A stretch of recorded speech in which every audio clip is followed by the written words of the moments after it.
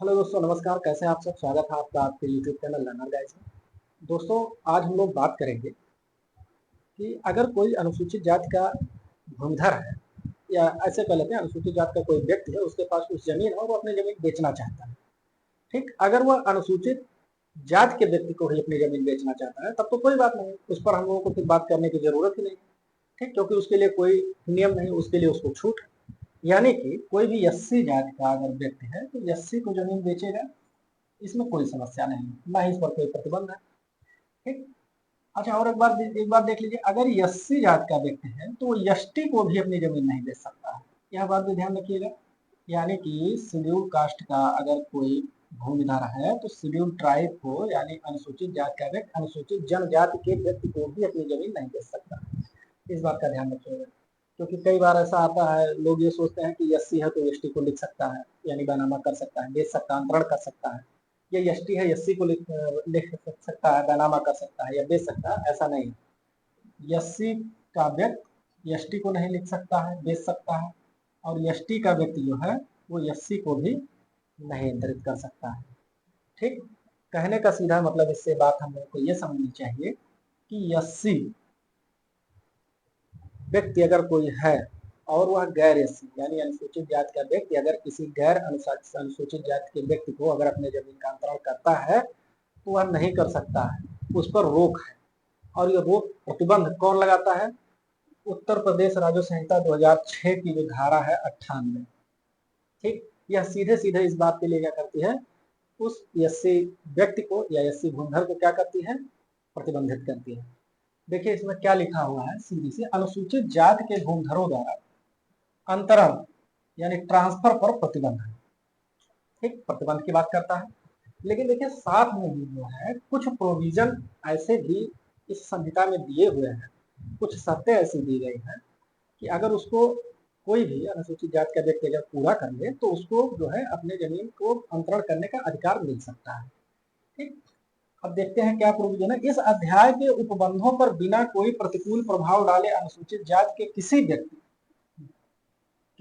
अनुसूचित जाति के किसी भूमिधर को कलेक्टर की लिखित अनुज्ञा, अनुज्ञा मतलब हो गया परमिशन, के बिना कोई भूमि किसी अनुसूचित जाति के व्यक्ति से भिन्न किसी व्यक्ति को विक्रय, दान, बंधक, पट्टा या फिर वसीयत ठीक द्वारा अंतरित करने का अधिकार नहीं होगा। ठीक, यानी कि यह बता रहा है कि कोई भी अनुसूचित जाति का व्यक्ति, ठीक, अनुसूचित जाति के व्यक्ति को तो अपने जमीन का अंतरण कर सकता है, लेकिन अनुसूचित जाति से भिन्न किसी भी व्यक्ति को नहीं कर सकता, मतलब गैर अनुसूचित जाति को नहीं कर सकता। ठीक, करना अगर चाहे तो कब कर सकता है? अगर उसको क्या हो, कलेक्टर का लिखित परमिशन मिल जाए, यानी कलेक्टर को उसको परमिशन मिल जाए तब वो ऐसा कर सकता है। ठीक, ये बात हो गई। अब यहाँ देखिए हम लोग ये देखेंगे अंतरण। अंतरण में देखिए क्या क्या चीजें आती है और किन किन चीजों का अंतरण जो है परमिशन के बाद कोई भी एससी जाति का जो व्यक्ति हो वो कर सकता है। तो देखिए, विक्रय, बेचना, ठीक, या सेल, इसको बैनामा भी कहते हैं, बैनामा भी कर सकता है परमिशन के बाद। दान, हिब्बा या गिफ्ट, वसीयत या बंधक बना सकता है अपनी प्रॉपर्टी को, यानी अपने भूमि को। ठीक, मॉर्गेज इसको बोलते हैं। पट्टा यानी कि लीज, पट्टे पर भी अपनी भूमि को उठा सकता है। लीज पर भी जिसको बोलते हैं लीज भी कर सकता है, पट्टा कर सकता है। ठीक, और यह सब तभी कर सकता है जब क्या हो, कलेक्टर का परमिशन इसको मिल गया। परमिशन मिलने के पहले ये सारे अंतरण क्या है, नहीं कर सकते, यानी कि कलेक्टर के परमिशन के बिना यह अंतरण नहीं कर सकता है। और अगर अंतरण बिना परमिशन के कर भी देता है तो वह अंतरण क्या हो जाएगा, शून्य हो जाएगा। ठीक, अब देखते हैं कि परमिशन लेने की क्या प्रक्रिया है। तो देखिए, परमिशन लेने के लिए जो है उत्तर प्रदेश राजस्व संहिता का अगर हम लोग नियमावली देखेंगे, ठीक, नियमावली 2016 का जो नियम है 99, ठीक, 99 बताता है, यह उपबंध जो है करता है, प्रोविजन करता है कि अगर कोई अनुसूचित जाति का व्यक्ति है तो किन किन शर्तों को अगर पूरा कर रहा है तो उसको परमिशन क्या हो सकता है, मिल सकता है, मतलब उसको कलेक्टर क्या कर सकता है, परमिशन दे सकता है। और इन्हीं उपबंधों को भी, इन्हीं शर्तों को ध्यान में रखते हुए परमिशन देना है कि नहीं देना है, इस बात का निर्णय कलेक्टर करता है। ठीक, तो वो क्या क्या शर्तें हैं, क्या क्या प्रावधान है, उसको हम लोग देखते हैं। पहली बात तो देखिए, परमिशन के लिए हम लोग को आवेदन करना होगा, एक एप्लीकेशन देना होगा कलेक्टर को। यहीं से शुरू करते हैं। तो देखिए, आवेदन किस में देगा?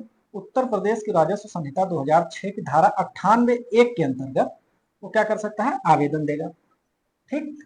और एक बात ध्यान दीजिए, अगर आवेदन विक्रय, ठीक, दान या फिर वसीयत, यानी कि अगर 80 जात का कोई व्यक्ति है, अगर उसको परमिशन लेनी है, और परमिशन किस लिए लेनी है? अपने जमीन का बैनामा करने के लिए, या फिर वसीयत करने के लिए, या फिर दान करने के लिए।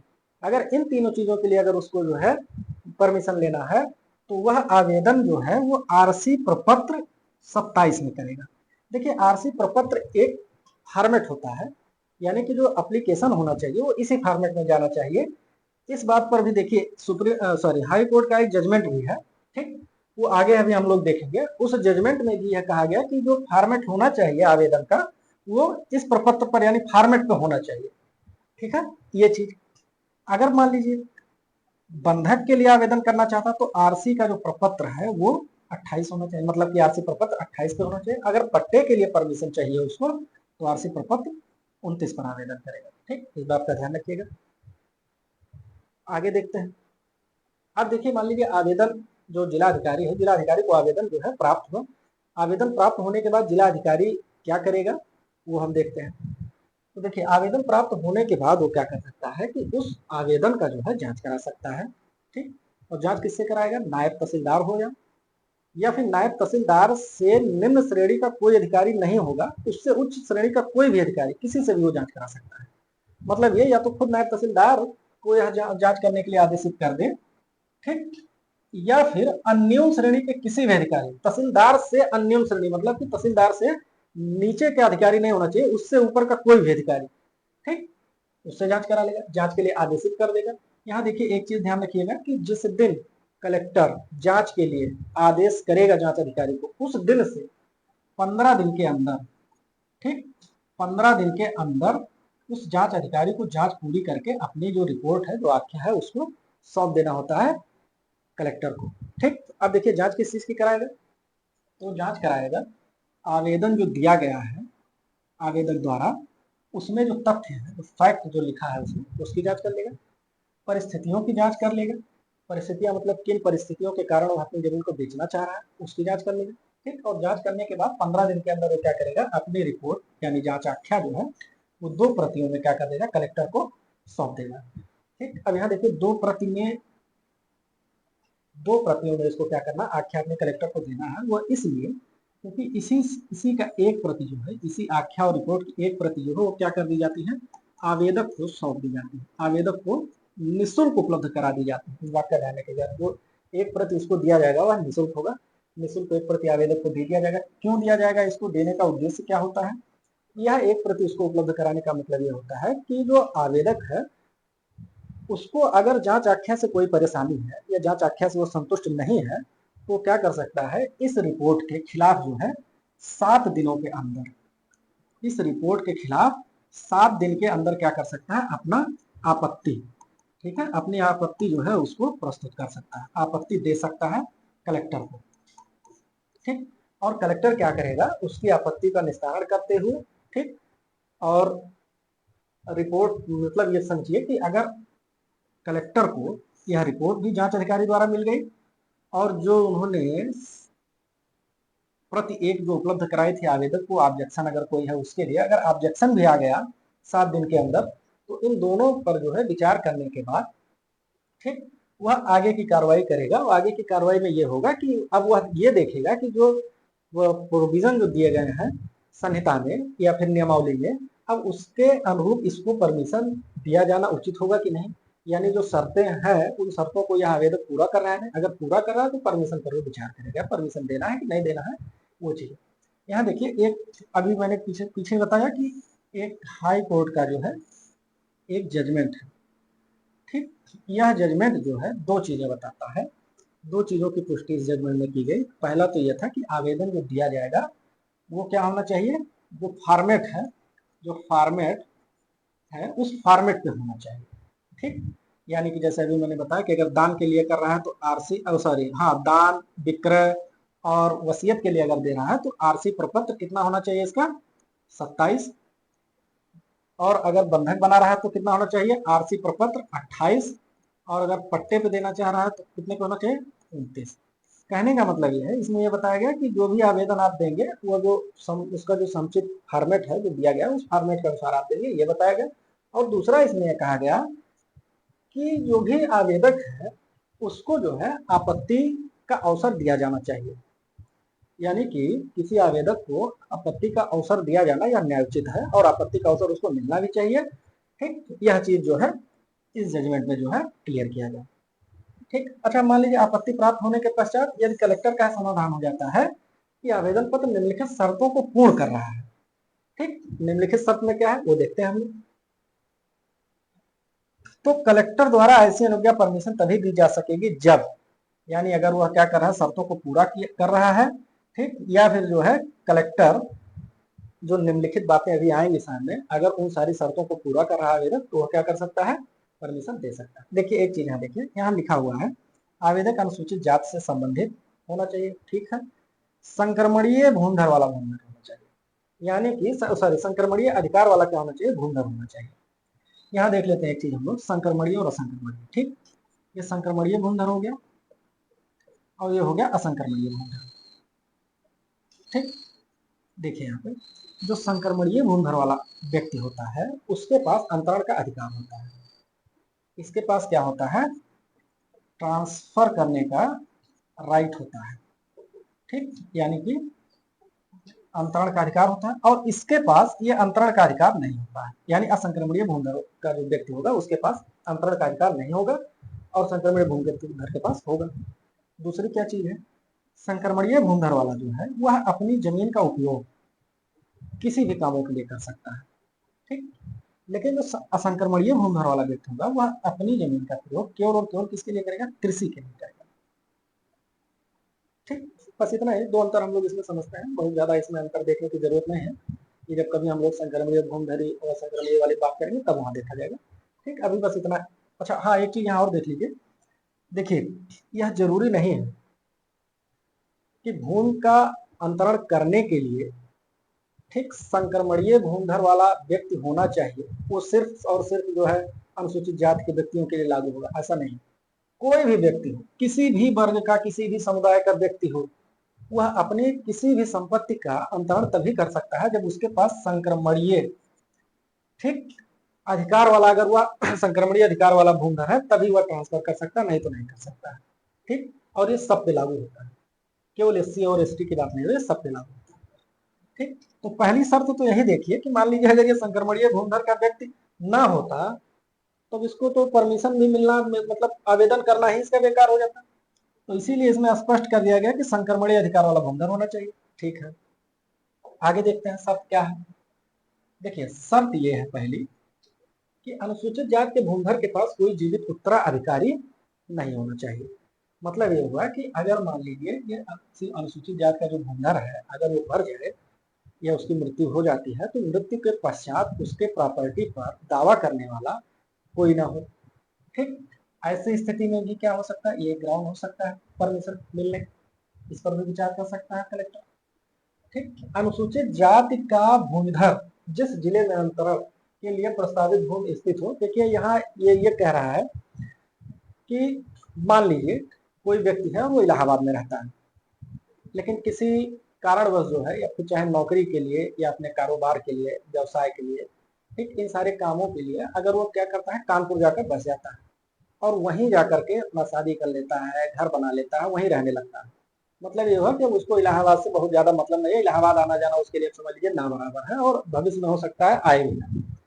तो अगर ऐसी कंडीशन होती है या किसी जिले में बस जाए या किसी अन्य राज्य में बस जाए, ठीक, तो इस स्थिति में भी वो क्या कर सकता है इस बात का जिक्र कर सकता है अपने आवेदन पत्र पर, और इस पर भी क्या कर सकता है कलेक्टर विचार कर सकता है और यह भी जो है परमिशन का एक ग्राउंड हो सकता है। ठीक, तीसरी बात क्या होनी चाहिए कि आवेदक या उसके परिवार, यानी जो आवेदक है या आवेदक के परिवार का कोई सदस्य अगर किसी ऐसी घातक बीमारी से ग्रसित है कि उसके इलाज के लिए अगर वह अपने जमीन का अंतरण नहीं करता, मतलब अपनी जमीन को नहीं बेचता है, तो ऐसा इलाज हो पाना संभव नहीं है। ठीक, अगर ऐसी स्थिति आती है तब में भी वो क्या कर सकता है, इस मतलब इस शर्त को पूरा अगर कर रहा है तब भी उसको परमिशन मिल सकता है। लेकिन उसके साथ एक चीज और होना चाहिए, अगर वह अपने आवेदन पत्र में जो कारण है, कारण यह दिखाता है, यानी तीसरा कारण दिखाता है घातक बीमारी का, तो उसके लिए जरूरी है कि वह जिस रोग से पीड़ित है, ठीक, उसका एक प्रमाण पत्र यानी कि एक डॉक्टर रिपोर्ट जो है, जो विशेषज्ञ हो, ठीक, उससे क्या करना है, उसको बनवाना है और उस पर उस इलाज के लिए कितना खर्चा आएगा, उपचार में खर्चा कितना आना है, व्यय कितना होना है, उसका भी क्या करेगा, एक एस्टीमेट बनवाएगा और ये दोनों चीजें क्या होगी, ला करके उस आवेदन पत्र के साथ क्या करेगा, संलग्न करेगा। ठीक, ये होना चाहिए। केवल कह देने से ही यह नहीं मान लिया जाएगा कि ये जो है कोई उसका यानी कि जो आवेदक है या आवेदक का परिवार जो है वो किसी घातक बीमारी से ग्रस्त है। ठीक, तो उसके साथ यह चीजें भी होनी जरूरी है। फिर देखिए चौथी चीज क्या है इसमें, आवेदक ऐसे प्रस्तावित अंतरण के फलस्वरूप, चलिए बताते हैं इसको क्या है, बाकी तो लिखा है पढ़ लीजिएगा आप लोग बाद में। देखिए चौथा ये कहना चाह रहा है कि मान लीजिए कोई व्यक्ति है, ठीक, और वह क्या चाहता है कि जहां पर उसकी जमीन है मौके पर, यानी कि उसका भूखंड जो है, खेत उसका मान लीजिए जहां पर है, वह वहां से अपना खेत बेच करके किसी अन्य जगह पर जो है क्या करना चाहता है, जमीन खरीदना चाहता है।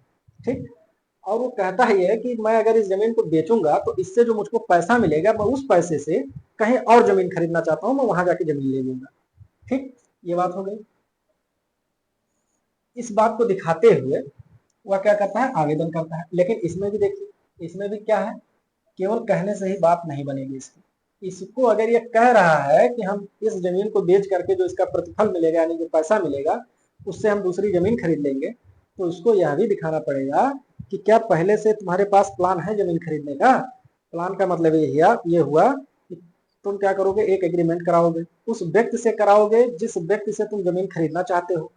ठीक, उसका एक एग्रीमेंट होना चाहिए और वह एग्रीमेंट रजिस्टर्ड होना चाहिए, रजिस्टर्ड एग्रीमेंट होना चाहिए। ठीक, वह एग्रीमेंट का जो प्रमाणित प्रति है इस आवेदन के सपोर्ट में अवलंबन, मतलब सपोर्ट में क्या करना पड़ेगा, लगाना पड़ेगा। ठीक, यह बात भी ध्यान रखिएगा। पांचवा देखते हैं।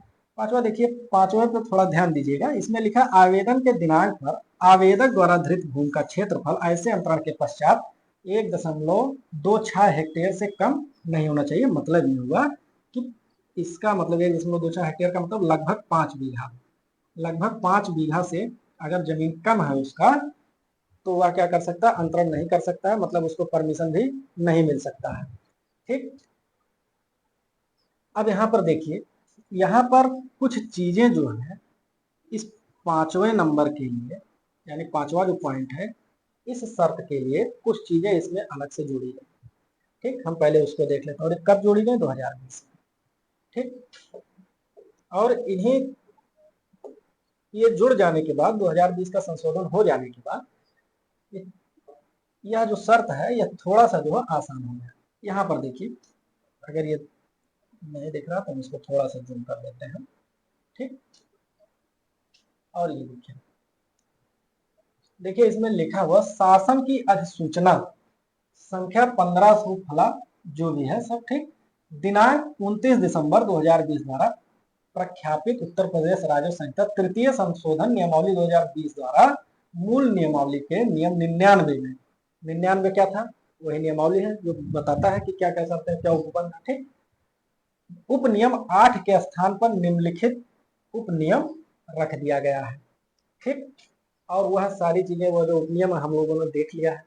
ठीक, उसी में जो है आएगा आपका, देखिए ये स्पष्टीकरण, ये है आपका, ये देखिए, ये जो है पांचवा वाला जो पांचवा बिंदु है उससे संबंधित है। ठीक, इसमें देखिए क्या कह रहा है, स्पष्टीकरण क्या कह रहा है, संदेह के निवारण के लिए एतद द्वारा यह स्पष्ट किया जाता है कि यदि इस उपनियम के उपखंड घ में सांख्यिकी शर्त पूर्ण नहीं है, लेकिन इस उपनियम के खंड का से गा में सांख्यिकी कोई शर्त पूर्ण है, तो कलेक्टर संहिता की धारा 98(1) के अंतर्गत अनुज्ञा दे सकता है। ठीक, ये हो गया। ये चीज ध्यान रखिएगा कि ये चीज जो है 2020 में जोड़ा गया है, और ये जोड़ देने से आपका जो पांचवा बिंदु है वो थोड़ा क्या हो गया, सरल हो जाता है। ठीक, देखिए क्या है, यही था, यह इसी के लिए बात करता है। वह जो आपका जो 2020 में जो शर्तें जोड़ी गई है वह इसी चीज की बात करता है, पांचवें बिंदु पर। और क्या कहता है देखिए, वो ये कहता है कि अगर ये जहां वो खंड जो का था वो ये था, ठीक, यहाँ नंबरिंग कर दिया, वहां था। देखिए कहता है कि अगर मान लीजिए कोई व्यक्ति जिसके पास 5 बीघा ही जमीन केवल है, ठीक, उसको भी अंतरण करने का परमिशन मिल सकता है अगर, ठीक, अगर वो क्या करे, इस शर्त को पूरा कर रहा है तो, ठीक, मतलब कि उसके पास कोई जीवित उत्तराधिकारी नहीं है। अगर ऐसा है तो भले ही उसके पास 5 ही बीघा जमीन क्यों ना हो, उसको क्या हो सकता है, परमिशन कलेक्टर दे सकता है। पहला था ये। दूसरा, अगर मान लीजिए उसका परिवार या वह परिवार का कोई सदस्य हुआ या वह खुद आवेदक किसी गंभीर बीमारी से क्या हो, ग्रसित हो, ठीक, तो उस कंडीशन में भी अगर किसी आवेदक के पास केवल 5 बीघा भूमि ही है, केवल इतनी ही भूमि है, उसके बाद भी उसको क्या कर दिया जाएगा, परमिशन दे दिया जाएगा, ठीक। यानी कि ये दो चीज, वही वो संशोधन था जो 2020 में किया गया और उसमें ये जोड़ा गया है, ठीक। यानी कि कोई जीवित उत्तराधिकार नहीं है, उत्तराधिकारी नहीं है, और तीसरा क्या है, गंभीर बीमारी से क्या हो, घातक बीमारी से ग्रसित हो, या आवेदक का परिवार। तो ऐसे स्थिति में 5 बीघे तक ही जमीन होगी, तब भी उसको जो है परमिशन दे सकता है कलेक्टर, ठीक। ये हो गया। छठवां देखिए क्या कहता है। छठवें बात यह है इसमें कि अगर मान लीजिए परमिशन उसको मिल जाता है, यानी आवेदक को परमिशन मिल जाता है बेचने का, तो वह क्या करेगा, इस छठवीं चीज पर विशेष ध्यान देगा, ठीक। यानी कि अगर ये परमिशन मिलने के बाद भी अगर यह छठवीं शर्त पूरी नहीं करता है बेचते समय, अंतरण करते समय, तब भी वो क्या हो जाएगा, अंतरण शून्य हो जाएगा, ठीक, अंतरण क्या हो जाएगा, शून्य हो जाएगा। इसलिए परमिशन मिलने के बाद अगर अंतरण करने जा रहा है, अंतरण करने के लिए तैयार है, तो उसको यह छठवें बिंदु पर विशेष ध्यान देना होगा, जो ये कहता है कि मान लीजिए परमिशन मिल गया, अब वह जमीन को बेचने जा रहा है, तो बेचते समय उसको इस बात का ध्यान रखना होगा कि उसने अपने जमीन के लिए जो रेट लगाया है, जो दाम लगाया है, जो प्रतिफल तय किया है उसने, वह प्रतिफल वर्तमान सर्किल रेट से कम नहीं होना चाहिए, ठीक। यानी कि कलेक्टर द्वारा जो सर्किल रेट, वर्तमान में जो सर्किल रेट चल रहा है उस जमीन का, उस भूखंड का, जिसका अंतरण आवेदक मतलब अनुसूचित जाति का व्यक्ति करना चाहता है, ठीक, उससे कम प्रतिफल नहीं होना चाहिए, ठीक। मतलब अगर वर्तमान सर्किल रेट 1 लाख रुपया पर बीघा है, 1 लाख रुपया प्रति बीघा है, तो वह अपने जमीन का दाम 80,000 रुपया प्रति बीघा नहीं लगा सकता है। अगर ऐसा करता है तो ये अंतरण क्या हो जाएगा, शून्य हो जाएगा, ठीक। इस बात का ध्यान रखिएगा। अच्छा चलिए, ये हो गया। अब मान लीजिए कोई व्यक्ति है, ठीक, और वह क्या करता है, बिना परमिशन के, यानी कि जो संहिता है, संहिता में दिए हुए जो उपबंध है, जो नियम है, उनका उल्लंघन करते हुए, उनको पालन न करते हुए वो क्या कर लेता है, जमीन का अंतरण कर देता है। जैसे देखिए, मान लीजिए कोई अनुसूचित जाति का व्यक्ति है और वो डीएम से परमिशन नहीं लेता है, उसके बाद भी वह जमीन का अंतरण क्या करता है, कर देता है। हो भी सकता है ऐसा। देखिए क्या होता है कि जब बैनामा आदमी अपनी जमीन को बेचने जाता है, यानी जो क्रेता विक्रेता दोनों लोग जो होते हैं, बैनामा के समय दस्तावेज में लास्ट में लिखी जाती है कि क्रेता व विक्रेता दोनों ही अनुसूचित जाति के व्यक्ति नहीं है। अगर सच में दोनों अनुसूचित जाति के व्यक्ति नहीं है तो ये लिखा जाएगा। अगर मान लीजिए उसमें से जो जमीन खरीदने वाला वो एससी है और बेचने वाला सामान्य वर्ग का है, तब लिखा जाएगा कि क्रेता जो है वह अनुसूचित जाति का, वह विक्रेता जो है वो सामान्य वर्ग का व्यक्ति है, ये लिखा जाएगा, ये भी ठीक है। लेकिन मान लीजिए कोई व्यक्ति ऐसा मिलता है इस आवेदक को या अनुसूचित जाति का जो भूमिधर है उसको, यह कहता है कि परमिशन की जरूरत नहीं, चलो हम ऐसे तुम्हारा बैनामा करा देंगे, ठीक, तो बैनामा तो करा देगा, वो हो भी जाएगा, बैनामा पे कोई रोक नहीं, ठीक। आप तथ्य छुपा के बैनामा लिखाइए और जमीन बेचिए, या तथ्य को आप दिखाकर बेचिए, उससे कुछ लेना देना नहीं होता है, ठीक। देखिए सरकार सीधे कहती है, सरकार का सीधे सीधा सा फंडा है कि भैया आपको बैनामा करना है, यानी कि जो रजिस्ट्री वाले हैं, जो रजिस्ट्रार है, उप निबंधक जो होता है, उप निबंधक कार्यालय को यह आदेश होता है कि आपको बैनामा करना है, बैनामा करो। जमीन सही है या गलत है यह देखना आपका काम नहीं है, या कोर्ट का काम है, वो कोर्ट देख लेगी बाद में। अभी आपका काम है केवल आप बैनामा करिए, जो राजस्व आ रहा है उसको आप कलेक्ट करिए, उसको आप मना नहीं कर सकते, यानी अगर बैनामा से मना कर दिया जाए इस आधार पे कि जो है बेचने वाला अनुसूचित जाति का है और खरीदने वाला सामान्य वर्ग का परमिशन नहीं है तो जमीन नहीं बिक सकती है, तो ऐसा नहीं, जमीन बिक जाएगी, फिर भी जमीन बेच सकता है। ठीक, इस बात पर ध्यान रखिएगा। अच्छा, तो अगर मान लीजिए ऐसा करते हुए क्या करता है, यानी कि इसके पास, आवेदक के पास परमिशन भी ना हो, ठीक, और उसके बाद भी वह तथ्य को छुपाते हुए बैनामा भी कर दे, और बाद में उस वह बैनामा जो है, जो संहिता है, जो नियमावली है, उसका उल्लंघन करते हुए यह बैनामा हुआ, बाद में अगर यह बात पता चलती है तो उसके खिलाफ देखिए क्या हो जाएगा, धारा 104, यह धारा 104 और धारा 105, उत्तर प्रदेश राज्य संहिता की धारा 104 और 105 की कार्रवाई हो जाएगी। क्या है 104? देखिए 104 सीधे सीधे कहता है, और इतना ही केवल कहता है 104 कि संहिता के उल्लंघन में कोई भी अंतरण अगर वो शून्य हो जाएगा। शून्य मतलब वाइड हो जाएगा, इसकी कोई वैलिडिटी नहीं रह जाएगी। ठीक, ये बताता है 104। ठीक, यानी जो ऊपर नियम दिए गए हैं, अगर इसको बिना पालन किए हुए, बिना शर्तों को पूरी किए हुए, बिना परमिशन के अगर कोई अंतरण जो है अगर अंतरण कर देता है तो वह अंतरण क्या हो जाएगा, वह शून्य हो जाएगा। यानी अगर बैनामा कर दिया हो तो बैनामा का कोई मतलब नहीं रह जाएगा, वो सीएफ दान कुछ भी कर दे उसकी कोई वैल्यू नहीं रह जाएगी। ठीक, अब देखिए धारा 105 क्या कहता है। धारा 105 यह बताता है कि संहिता के उल्लंघन में अंतरण के शून्य होने के बाद परिणाम क्या होंगे, क्या रिजल्ट्स होंगे इसके। ठीक, परिणाम क्या होंगे वो बताता है धारा 105। मतलब ये हुआ कि अगर मान लीजिए बैनामा खारिज हुआ तो क्या हो, ऐसी बात तो सवाल आएगा कि मान लीजिए इस तरीके का अगर बैनामा किया गया और बैनामा अगर मान लीजिए शून्य हो जाता है, या अंतरण जो है ट्रांसफर अगर शून्य हो जाता है, तब क्या होगा, उस जमीन का क्या होगा, है ना, तो वो बताता है ये 105। ठीक, क्या परिणाम होंगे, परिणाम देख लेते हैं हम।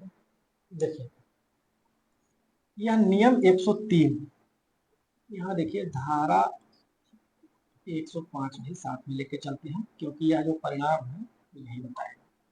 ठीक, 103 साथ में मैंने इसलिए लिख दिया क्योंकि ये जो 3 होता है इसका परिणाम जो आएगा, ठीक, वह कैसे आएगा, ठीक, उसका जो प्रोसीजर है वो बताता है नियमावली 103।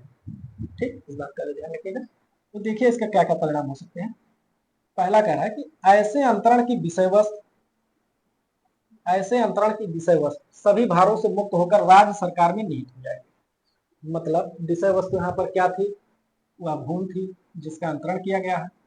ठीक, यानी कि इस भूमि पर जो भी अधिकार होगा आप, या जो इसका हित होगा, वो सब कहाँ चला जाएगा, राज्य सरकार में चला जाएगा। यानी कि अब इस भूमि पर जो अधिकार हो जाएगा वह राज्य सरकार का हो जाएगा, राज्य सरकार में जमीन जाके निहित हो जाएगी, पहला। दूसरा कह रहा उस जोत या उसके भाग में विद्यमान वृक्ष, फल, कुएं और अन्य सुधार। ठीक, मतलब ये हुआ कि जिस जमीन का अंतरण शून्य हुआ है, मान लीजिए यह जमीन थी आपकी, ठीक, और इस जमीन पे मान लीजिए पहला चीज तो ये कि इसका जो, ये भी देख लीजिए ए ने क्या किया था, इसको अंतरण किया था, बेच दिया था, बैनामा दाम पट्टा कुछ भी, किसको कर दिया था, बी को कर दिया था। ठीक, और बाद में पता ये क्या हो जाता है, शून्य हो जाता है। ठीक, तो शून्य होने के बाद जो इस, यह जो जमीन है या जो भूमि है, इस पर कब्जा किसका, मतलब कि अधिकार इस पर किसका हो जाएगा, राज्य सरकार का हो जाएगा।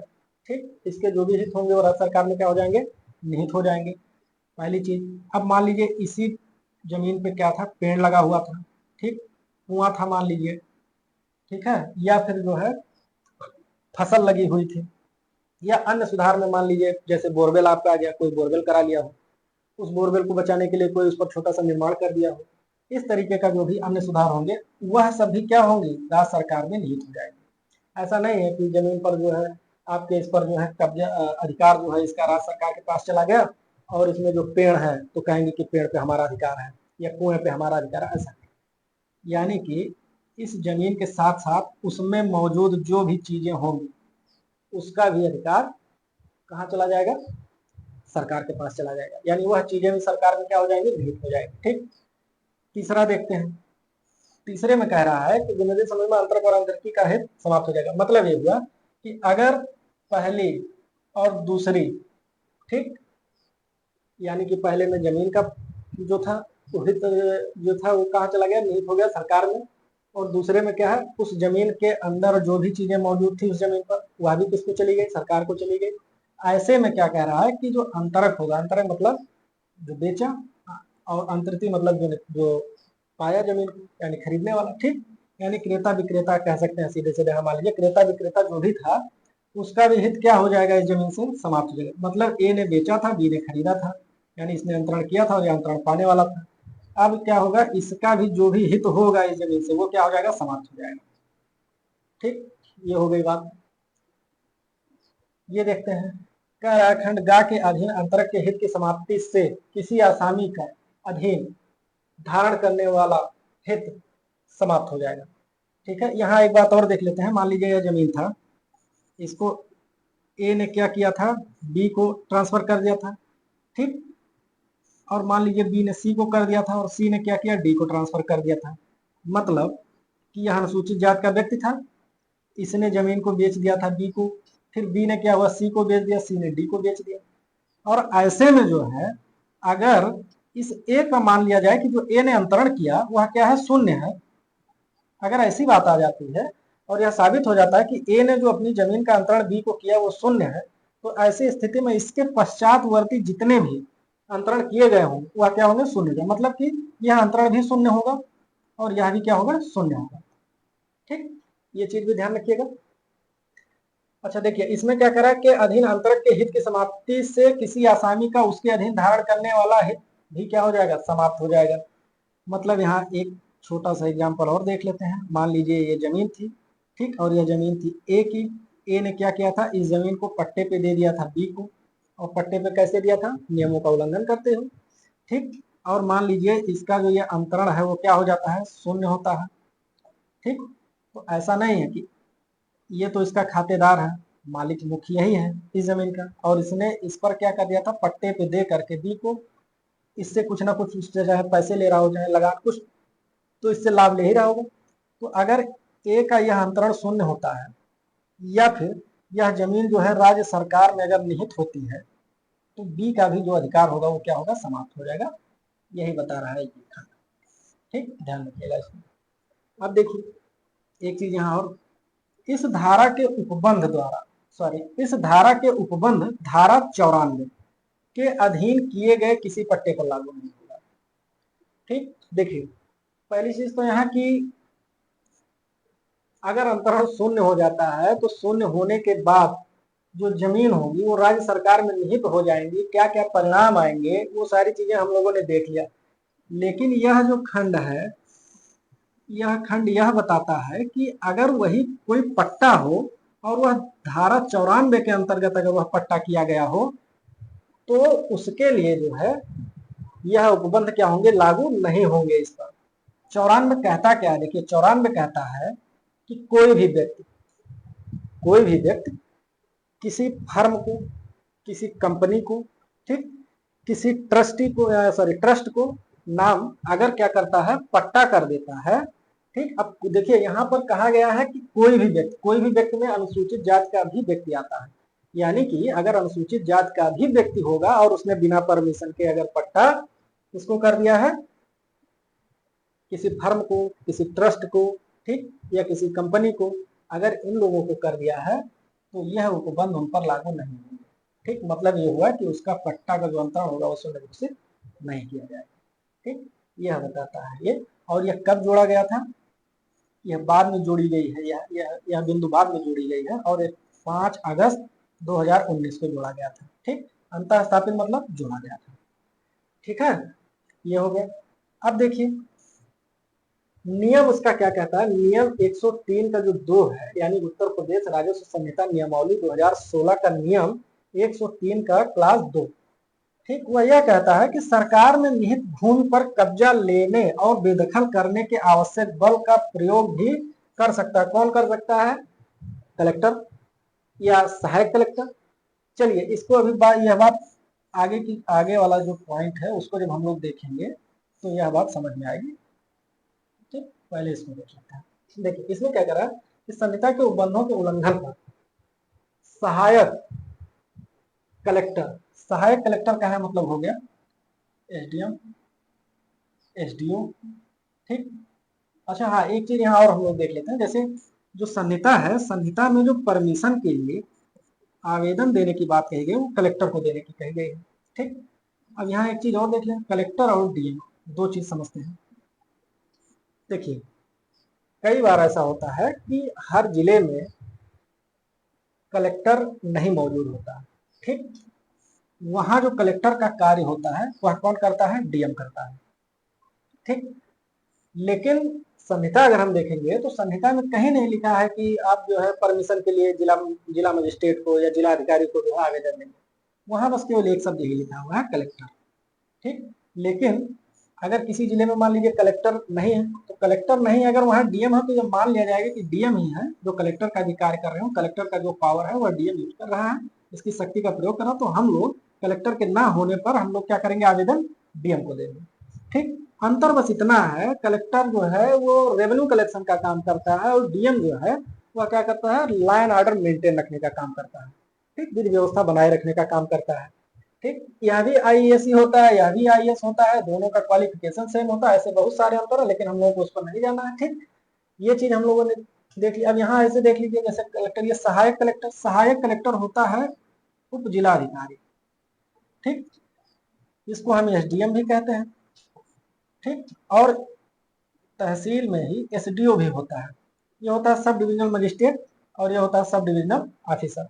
जैसे यहाँ पर कलेक्टर था ऐसे यहाँ पर एसडीओ होता है, जैसे यहाँ पर डीएम है ऐसे यहाँ पर एसडीएम होता है। ठीक, ये चीज भी ध्यान रखिएगा। तो यहाँ देखिए, अब यहाँ बात क्या है,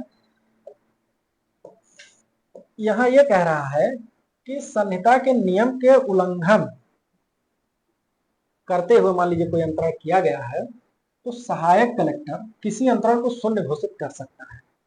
यानी कि जो एसडीएम है वह एसडीएम ही उस अंतरण को क्या कर सकता है, शून्य करने का पावर रखता है, शून्य करने की शक्ति रखता है। ठीक, एसडीएम और एसडीओ दोनों दिमाग में रखिए। ठीक है, इसी बात को लेकर के जो है ये जल देवी का एक मामला है, श्रीमती जल देवी बनाम उत्तर प्रदेश राज्य 2012 में उन्होंने ये कहा, उनकी इसमें आपत्ति ये थी। ठीक, चैलेंज उस ऑर्डर को उन्होंने किया हाई कोर्ट में जिस ऑर्डर से क्या हुआ, एसडीएम या एसडीओ या सहायक कलेक्टर ने क्या किया था, उसके अंतरण को शून्य कर दिया था। उसमें सवाल यह था कि क्या सहायक कलेक्टर को अंतरण शून्य करने का अधिकार है, क्या वह जो है कलेक्टर की शक्तियों का प्रयोग कर सकता है। तो उसमें हाई कोर्ट ने एकदम स्पष्ट किया कि बिल्कुल। ठीक, अगर कोई सहायक कलेक्टर है तो कलेक्टर की शक्ति का प्रयोग कर सकता है अंतरण को शून्य करने के लिए। ठीक, यह बात ध्यान रखिएगा। वह चीज कही गई किसमें, श्रीमती जलदेवी बनाम उत्तर प्रदेश राज्य। ठीक, ये चीज हो गया। अच्छा, और देखिए कि यहाँ एक चीज छूट रही है, उसको भी देख लेते हैं कि मान लीजिए आवेदन किया, आवेदन के बाद उसको जांच रिपोर्ट मिल गई, सारी चीजें हो गई, तो उसको जो कलेक्टर है, कलेक्टर का जो परमिशन देना है उसको, या फिर हम ऐसे कह लें कि जो एप्लीकेशन, जो आवेदक ने दिया है उसका निस्तारण हर हाल में कलेक्टर को 15 दिन के अंदर कर लेना है। ठीक, कहने का मतलब ये हुआ कि 15 दिन जांच में, ठीक, और 7 दिन आपत्ति के लिए मान लीजिए, और 15 दिन में 30 या 37-38 दिन में क्या होना चाहिए, उस आवेदन का जो है निस्तारण हो जाना चाहिए। ठीक, वो ये बता रहा है। अच्छा, ये हो गई बात। अब मान लीजिए एसडीएम क्या करता है, उसको जानकारी होती है कि कोई अंतरण है और वह जो है संहिता के नियमों का उल्लंघन करके अंतरण किया गया है। ठीक, ऐसे में वह क्या करता है, आदेश करता है और वह अंतरण क्या हो जाता है, शून्य हो जाता है। शून्य होने के बाद, ठीक, शून्य होने के बाद सहायक कलेक्टर, ठीक, सहायक कलेक्टर क्या कर सकता है, निर्देशित कर सकता है, आदेशित कर सकता है किसको, तहसीलदार को। किस बात के लिए, कि वह जाए और यह मान लीजिए भूमि थी जो सरकार में निहित हो गई है, जिसका अंतरण शून्य हो गया था, वह क्या करे, जाए और इस जमीन पे क्या कर ले, कब्जा ले ले। इस जमीन पे कब्जा ले ले। कब्जा लेने का मतलब अगर इस पर अभी भी, ठीक, इस ए या बी मतलब क्रेता विक्रेता में से किसी का कब्जा अगर अभी भी बना हुआ है तो वह जाए और इस जमीन को क्या करा ले, खाली करा लो, खाली करा के अपना इस पर क्या करे, कब्जा ले ले। ठीक, यह चीज। अब मान लीजिए कि अगर यह बी कब्जा नहीं दे रहा है, जोर जबरदस्ती कर रहा है या बल का प्रयोग कर रहा है, तो ऐसे में जो है सहायक कलेक्टर जो है वह बल का प्रयोग करने के लिए भी तहसीलदार से कह सकता है। बल मतलब पुलिस बल, तो पुलिस बल के साथ जाकर के इनको खाली कराते, उस पर कब्जा ले। ठीक, कुल मिला के कहने का मतलब देखिए, हम लोगों ने आज ये समझा कि अगर कोई अनुसूचित जाति का व्यक्ति है तो उसको जो है अपनी जमीन का अंतरण करने के लिए परमिशन की आवश्यकता है, और बिना परमिशन के उसको अपनी जमीन अगर वह बेच देता है, अंतरण कर देता है, तो क्या हो जाएगी? शून्य हो जाएगी। ठीक, ऐसी स्थिति में देखिए अगर नुकसान देखा जाएगा तो ऐसी स्थिति में जो नुकसान होगा वो हमेशा किसका होगा? जो खरीदने वाला होगा। ठीक, क्योंकि भाई ये जमीन थी, ये जमीन ए की थी, और ए क्या है? अनुसूचित जाति का व्यक्ति है। इसको तो मान लीजिए इसने पैसा ले लिया बी से जो इसको प्रतिफल मिलना था वो अपना ले लिया। ठीक, इसका काम खत्म। अब यह समस्या देखिए किसके लिए? अंतरण शून्य हुआ तो जमीन के लिए सरकार में, पैसा है आवेदक यानी अनुसूचित जाति के पास, इसके हाथ से तो दोनों चीजें चली गई ना। तो नुकसान कुल मिला के इसमें अगर देखेंगे तो ज्यादा नुकसान हमेशा किसका होगा? इस तरीके का अंतरण अगर शून्य होता है, हमेशा क्रेता का नुकसान होगा, जो जमीन को खरीद रहा है। ठीक, तो इसलिए यह विशेष ध्यान रखिए कि कभी भी अगर किसी अनुसूचित जाति के व्यक्ति का जमीन खरीदना है तो जो प्रावधान है, जो नियम है, उनके तहत ही जमीन को खरीदें, क्योंकि अगर इस प्रकार का कोई अंतरण होता है, नियम को उल्लंघन करते हो, तो हमेशा क्या हो जाएंगे? शून्य हो जाएंगे, और हमेशा उसमें नुकसान क्रेता का होगा। ठीक, यह चीज ध्यान रखिए। बाकी आज हम लोगों ने जाना कि किसी अनुसूचित व्यक्ति के जमीन को खरीदने के लिए क्या क्या प्रक्रिया है, कैसे परमिशन लिया जाता है। ठीक, परमिशन ना होने की स्थिति में क्या होता है। आज के वीडियो में बस इतना ही। अगर आपको लगता है कि इसमें कोई चीजें छूट गई है या किसी और जानकारी की आप लोगों को अगर जरूरत होगी तो आप कमेंट करिएगा। अगले वीडियो में हम लोग इसको देखेंगे। तब तक के लिए नमस्कार।